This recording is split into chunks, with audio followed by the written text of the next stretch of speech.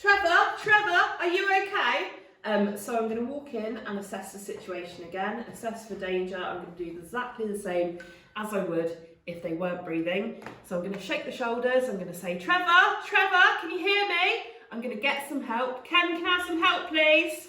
We're going to move Trevor to the floor. Once Trevor's on the floor, we're going to assess for the breathing. So we're going to put our ear to the nose and mouth, and we're going to see if we can see their chest or their stomach rise. Right, Trevor is breathing, but his breathing is very shallow. So we're going to call for an ambulance, and then what we're going to do is we're going to put Trevor into the recovery position.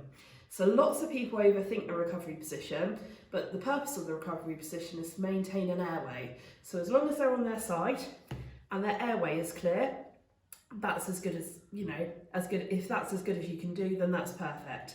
So we're going to take our Naloxone kit, take off the cellophane wrapper, twist the box to open it up again, put it out of your way so it's not going to harm you, take out your preloaded syringe, twist off the cap, pop out the needle and twist it on, remove the sheath and inject into the thigh 1 dose.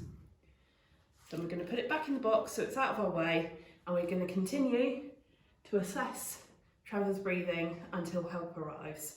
Now, a little tip, what I usually do when I find someone who's in an overdose situation or in any situation where I need to assess the breathing, as opposed to putting my ear to their nose and mouth, I usually just put my finger under their nose and you can get a gauge for whether or not they're breathing.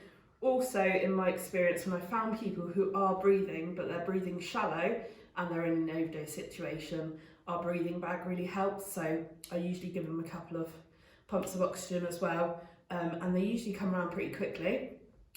So you wait for about 2 minutes and then you inject another dose of Naloxone into the thigh.